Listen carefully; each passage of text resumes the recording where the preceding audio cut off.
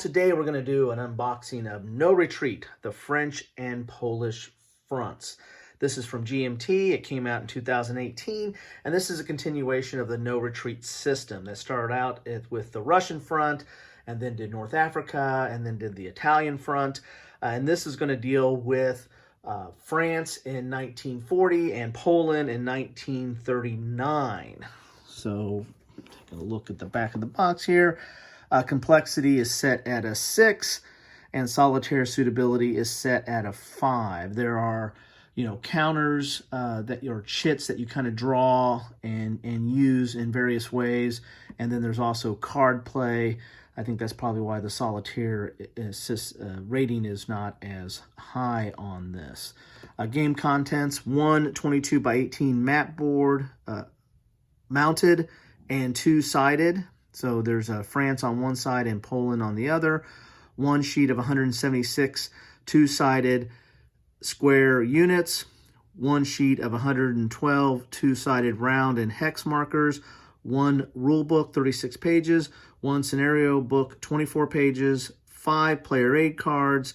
80 event cards, 45 for France, 35 for Poland, and 2 6-sided dice. This is for 2 players. Time is a turn equals 2 to 4 days. Counters are division or core size units. And map is 18 miles per hex. So let's get inside the box here and see what we have. Oh boy. So this is a good system, the No Retreat. I don't have the Russian, I have the North African, which covers not only North Africa, but covers Crete as well. There's a lot going on in this system, as I'll try to get into a little bit when we get in here. So GMT box, not your thick one, your kind of standard one. Deck of cards, and you're going to have leaders. This is for the Polish front, but you're going to have leaders for both the Germans and the Polish, or for the Germans and the French. And that's going to give you some special abilities and some limitations on counters and cards that you can have. And then you're going to have your cards. Cards are two-sided. This is not card-driven. It's more like card-assisted. The cards let you do certain things or augment attacks, but you don't have to have... The cards don't necessarily drive the play. And then there's symbols. I'll get into that a little bit after we get into here. Got some baggies here. Got your dear customer who packed this. Okay. Got your 2 dice. There we go there. You have your, do this like this here. Move this out of the way here. You have your rule book, which is, let's see here. Looks like it's 40 pages there. There's an index on the back. And full color, 2-column. Looks like there's examples in here. It's going to explain your cards. As I said, 40 pages. It's not a super complex game, but there is a lot going on. There's a lot of moving parts in this that you kind of have to get through. And once you get through it and get it under your belt, it's really not that hard a game to play, but there's just a lot of little pieces to learn in here. So you've got notes in here. You've got examples. So yeah, it's 40 pages. Again, not the most complex as far as, trying to understand it, but you've got to kind of go through all the little pieces to it to understand what's going on. Here are your charts. This will track like your victory point, stance, and your game turn. And there's a lot of surrender units, destroy units, evacuate units, secret plans. As I said, there's a lot going on here. This is one of your charts to keep track of those kind of things. And then you have this is for France, French front 1940. This is for Polish front 1939. So you can't play both of them at the same time. Of course, you'd have to flip over the map. Here's the French front setup display, showing where the units are at. And then you have your sequence of play for each side, your event card icons. I'll talk a little bit about that. VP scoring, in-game VP, battle sequence. So that's for the French and Polish fronts. Then you have your Polish front setup display, where everything's going to go there.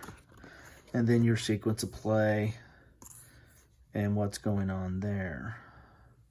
Imagine the VPs are different. Or maybe they are the same. Not certain there. Then you have your combat charts, and these are identical. It's going to have your combat charts, and then your terrain effects charts, and your combat results table.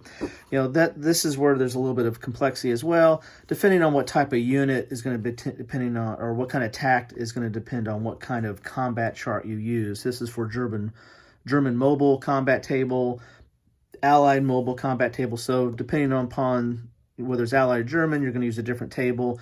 This is for prepared combat.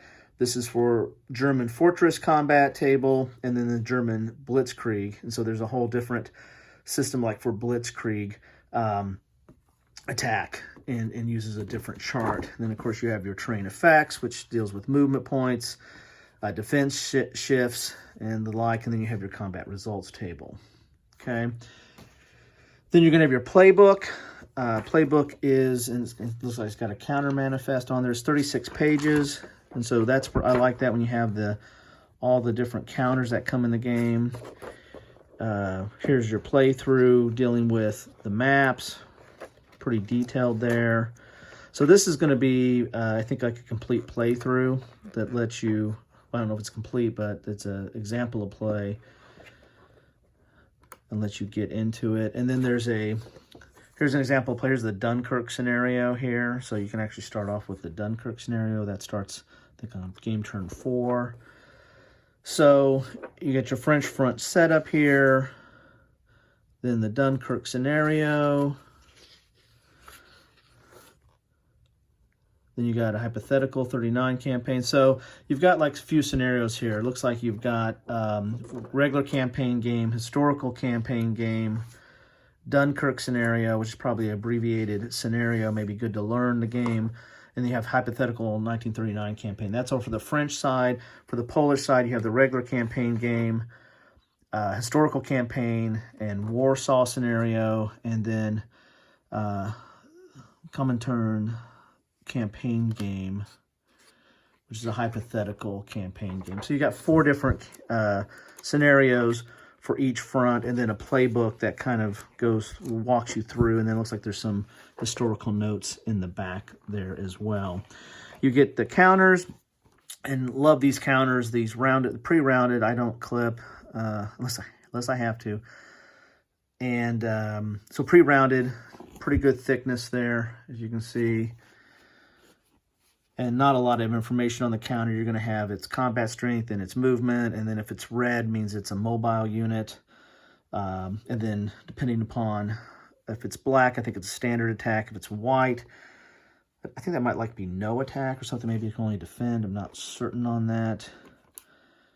Then if it's yellow, I think it might be like a weak attack. I'd have to read up on that. But the colored makes a difference of what kind of attack it does. But the red makes if it's a mobile, and then of course we looked at those combat charts that talked about the different types of combat based on whether it's mobile or not. So there's your counter. That's the third counter sheet, double-sided.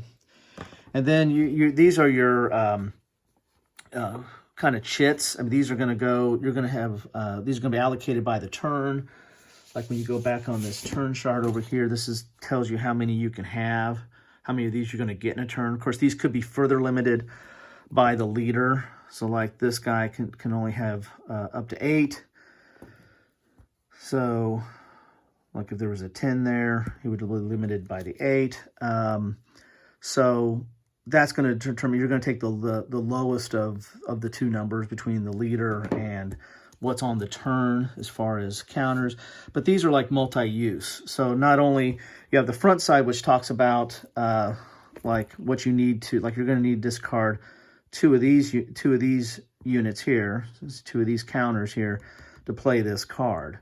So, and then this tells you when you can play it. This is going to have more information about what do you have to pay, kind of a currency to use this card, and when it can be used, or if there's any other restrictions of the phase, or like if there's a certain leader on the board or something like that.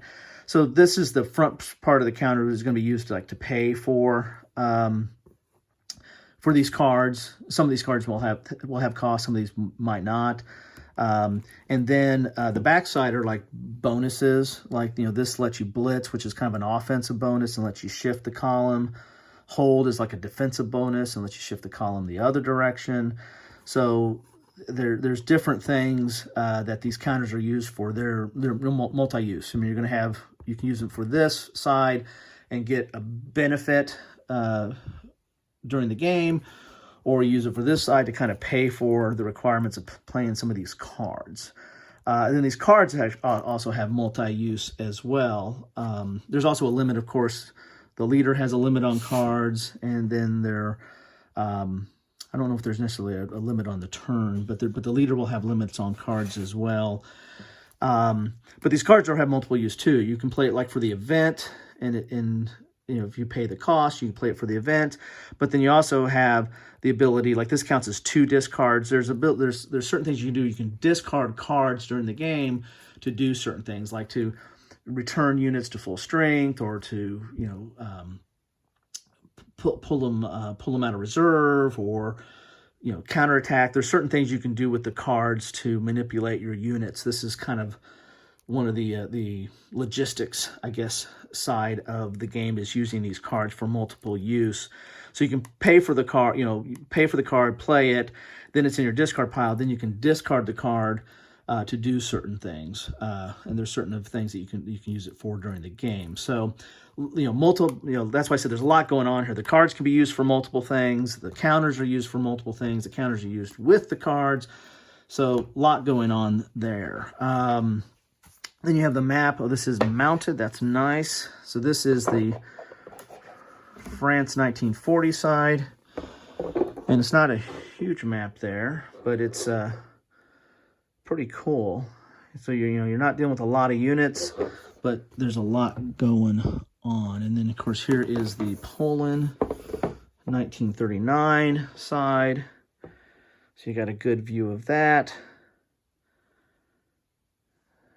So you got a little bit of the Soviet Union over here and Germany over here. So that's pretty interesting. So that is what you get. And on this course, you have France, and you have Switzerland, and a little bit of Germany here.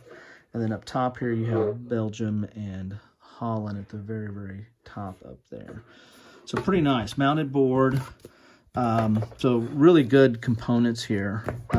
Like the mounted board, like the counters, the rounded counters that you get with it. A lot of player aids here. The charts, again, this is, you're probably going to be spending more time on this chart, tracking your victory points and meeting victory point conditions or sudden death conditions, and tracking what counters you get and all that kind of fun stuff, and where your units are at. This is more than just administrative track. This is going to be a lot of attention paid to this, and then, of course, moving units on the board as well. So there's your playbook that kind of goes through that, your rule book, cards, dice baggies. So that is what you get in a box of No Retreat, the French and Polish fronts. Hopefully this was a good introduction for that. If you like, please like. And if you want to see more, please subscribe. Appreciate it. And as always, like to see comments. If you've played this game, if you played any of the other games in the No Retreat system, how does this compare? Which ones do you like better? Which ones address its theme the best? Is the Russian front, does it do really the best job for the Russian front? Or what do you think about North Africa? North Africa is kind of disjointed. It has multiple maps, and you kind of move from one map to the other since it's such a long campaign, or as far as geographic extent. This one looks relatively compact, 2 maps, relatively decent, small size maps that you can contain all the counters in. So, really looking forward to getting this to the table. So, love to hear your comments. And always, thanks for watching.